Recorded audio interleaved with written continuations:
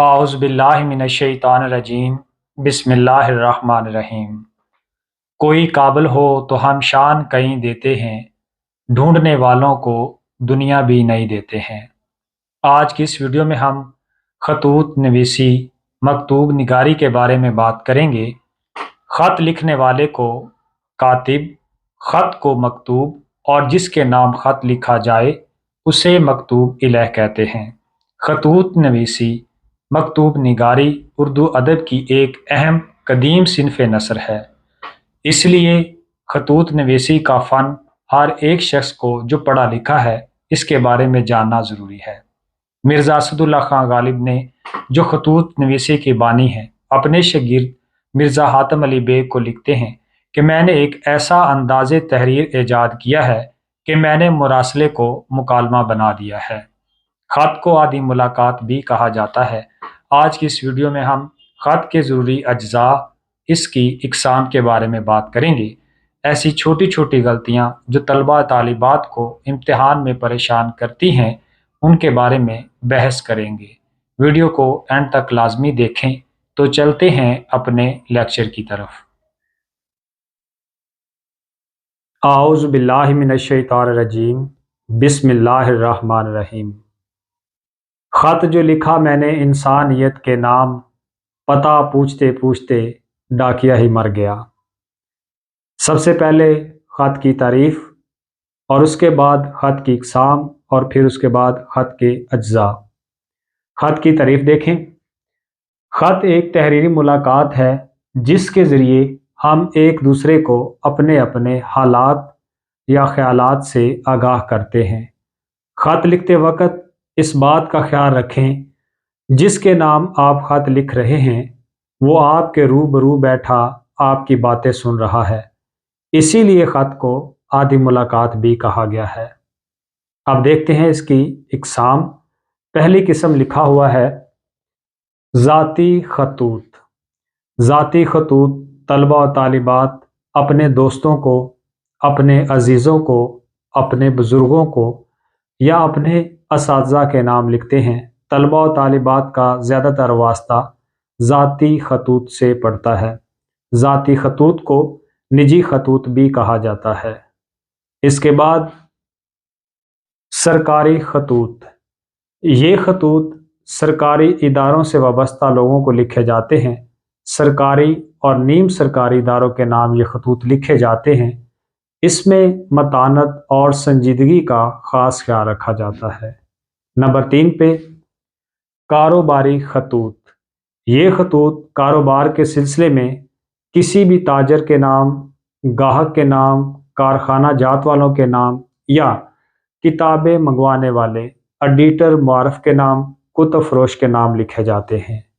اب اس کے اجزاء پہ غور کرتے ہیں۔ سب سے پہلے دیکھیں خط کے ضروری اجزاء میں سب سے پہلا جو رکن ہے اس میں لکھا ہوا ہے کہ لکھنے والے کا پتہ۔ اسے مقام روانگی بھی کہا جاتا ہے، یعنی کہ جہاں سے خط لکھا جائے اس جگہ کا پتہ۔ طلبہ و طالبات اس جگہ پر آ کے امتحانی مرکز لکھتے ہیں۔ وہ اپنا پتہ نہیں لکھ سکتے کیونکہ وہ کمرہ امتحان سے پیپر دے رہے ہوتے ہیں تو وہاں پر امتحانی مرکز لکھا جائے گا۔ نمونے کے لیے ذرا غور کریں۔ امتحانی مرکز۔ امتحانی مرکز جب آپ لکھتے ہیں تو آپ کو 1 نمبر دیا جاتا ہے۔ اس کے بعد نمبر 2 پہ دیکھیں تاریخ۔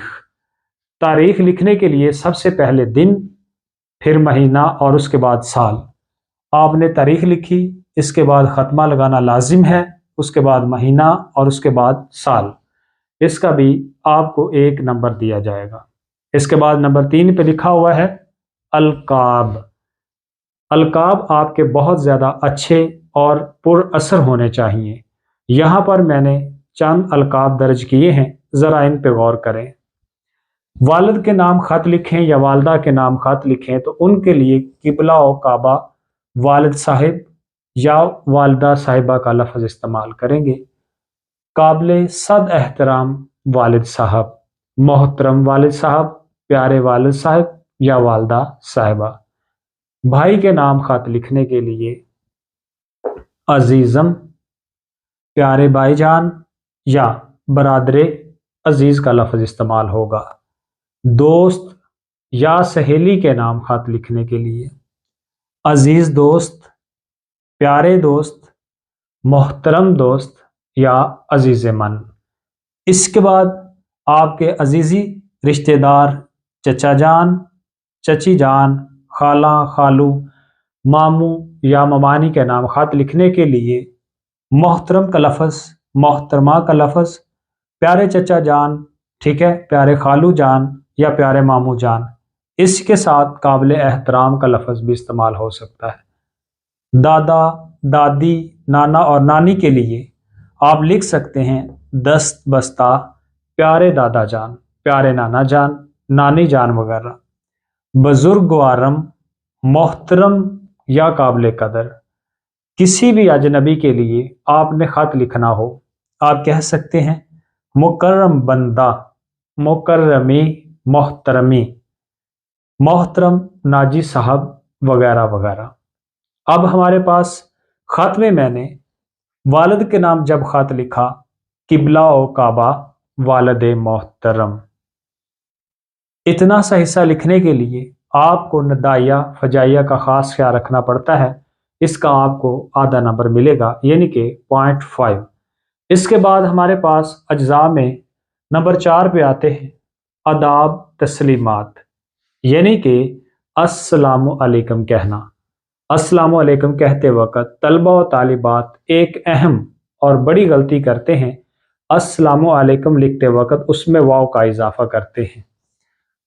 अस्सलामु अलैकुम लिखा तो इसमें वाव का लफ्ज़ इस्तेमाल कर दिया, जिससे इसके मानी बदल जाते हैं। अस्सलामु अलैकुम लफ्ज़ अरबी ज़ुबान का लफ्ज़ है, तो अगर हम इसमें अगर वाव का इजाफा करेंगे तो वाव का मानी होता है और, तो इसके मानी बदल जाते हैं। वैसे इसका मतलब होता है आप पर सलामती हो या तुम पर सलामती हो। अगर हम इसमें वाव लिख देते हैं तो हमारा ये लफ्ज़ गलत हो जाता है। इसके ऊपर मीम के पेश इस्तेमाल हुआ है। इसको लिखने के लिए आपको अलिफ और लाम का भी ख़ास ख्याल रखना पड़ता है ताकि इस लफ्ज़ की अदायगी दुरुस्त हो। अब आपके सामने मैंने अस्सलामु अलैकुम लफ्ज़ बिल्कुल दुरुस्त अंदाज में लिखा है। इसको लिखने के लिए भी आपको 0.5 नंबर यानी कि आधा नंबर दिया जाता है। इसके बाद हमारे पास आता है नफ्से मज़मून। नफ्से मज़मून आपके ख़त का एक अहम जुज़ है, एक अहम मकसद है कि जब नफ्से मज़मून लिखा जाता है इसमें मुनासिब हवाला जात दिए जाते हैं, कोटेशंस का इस्तेमाल किया जाता है, अपने मकसद को, अपने मुद्दा को बयान किया जाता है। यहाँ पर आप इसका आगाज़ कर सकते हैं कि आपका ग्रामी नामा मिला, उसको पढ़कर बहुत खुशी हुई। इसके बाद अपनी बात को मज़ीद आगे बढ़ा सकते हैं। नफ्से मज़मून के पूरे 6 नंबर दिए जाते हैं। नफ्से मज़मून आपका 1.5 सफ़ात तक होना चाहिए। आपके ख़त की तवालत 2 सफ़ात तक कम अज़ कम होनी चाहिए। इसके बाद देखें इख्तिताम मकतूब, यानी कि जब हम ख़त को मुकम्मल कर लेते हैं तो उसके लिए आप दुआया कलमात का इजहार करते हैं। लिखा हुआ है इख्तिताम मकतूब, यानी कि अपने ख़त का हम इख्तिताम कर रहे हैं। किस चीज़ पर कर रहे हैं? दुआया कलमात के साथ। उसके बाद आप लिखेंगे मकतूब इलैह से अपना ताल्लुक़। यहाँ पर देखें सबसे आखिरी जुज़ हुआ लिखने वाले का नाम और पता। यहाँ पर आप लिखेंगे मकतूब इलैह से अपना ताल्लुक़। वालिद के नाम ख़त लिखा तो उसके लिए आप लिखते हैं आपका बेटा या आपका लखते जिगर। भाई के नाम आप ख़त लिख रहे हैं तो आप कह सकते हैं आपका भाई। दोस्त या सहेली के लिए लिख रहे हैं तो आप इसमें इस्तेमाल करेंगे आपका मुखलिस, यानी कि इस हिस्से में आपने जिसको ख़त लिखा उसके साथ अपना ताल्लुक़ बयान करेंगे। चचा या चची के नाम ख़त लिख रहे हैं, आप कहेंगे आपका भतीजा। खाला के लिए या अपने मामू के लिए तो आप लिखेंगे आपका भांजा।